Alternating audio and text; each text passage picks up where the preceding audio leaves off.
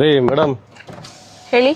Car ಬೇಕು ಅಂದ್ರಿ ತಾನೆ? ಹೌದು. ಕೊಡ್ಸೋದ್ಮೇಲೆ ಇಷ್ಟು ಗಬ್ಬಾಗಿ ಇಟ್ಕೊಳ್ಳೋದು. ನಿಮ್ಗಿಂತ ಕಾರ್ನ ನೀಟಾಗಿ ಇಟ್ಕೊಳ್ಳೋಳು ನಾನೇ. ಎಷ್ಟು ತೊಳೆದ್ರು ಹಿಂಗೆ ಗಲೀಜಾಗಿರುತ್ತೆ. ಏನ್ ಮಾಡೋದಕ್ಕಾಗತ್ತೆ? ಅದಕ್ಕೆ ವಾಶ್ ಅಲ್ಲ, ಡೀಟೇಲಿಂಗ್ ಸ್ಟುಡಿಯೋಗೆ ಹೋಗ್ಬೇಕಾಗುತ್ತೆ. NPPF ಮಾಡಿಸ್ತೀರಾ? ಏನ್ ಡೀಟೇಲಿಂಗ್ ಸ್ಟುಡಿಯೋದಲ್ಲಿ ಬರೀ PPF ಮಾತ್ರ ಹಾಕ್ತಾರಾ? ಎಷ್ಟೊಂದು ಕೆಲಸ ಮಾಡ್ತಾರೆ, ಬನ್ನಿ ತೋರಿಸ್ತೀನಿ. ಹೌದಲ್ವಾ, ಡೀಟೇಲಿಂಗ್ ಸ್ಟುಡಿಯೋ ಅಂತಿದ್ದಾಗೆ ಎಲ್ಲರೂ ತಲೆಗೂ ಬರೋದು ಹೊಸ ಬೈಕ್ ಮತ್ತೆ ಕಾರ್ಗಳಿಗೆ PPF ನ ಹಾಕ್ತಾರೆ ಅಂತ. ಅದು ನಿಜ. ಅದ್ರ ಜೊತೆ ನಮ್ ತರ ಇಷ್ಟಪಟ್ಟು ತಗೊಂಡಿರುವಂತ ಕಾರ್ ಹಳೇದಾದ್ಮೇಲೆ ಅದ್ರ ಮೇಲೆ ಸಣ್ಣ ಪುಟ್ಟ ಸ್ಕ್ರಾಚಸ್ ಮತ್ತೆ ಬೋರ್ವೆಲ್ ನೀರಿನಲ್ಲಿ ಕಾರ್ ತೊಳೆದಾಗ ಪೇಂಟ್ ಮೇಲೆ, ಗ್ಲಾಸ್ ಮೇಲೆ, ಈವನ್ ಲೋಗೋ ಹತ್ರ ಉಪ್ಪು ಕಟ್ಟಿರುತ್ತೆ. ಇದನ್ನ ಸ್ಕೇಲಿಂಗ್ ಅಂತಾರೆ.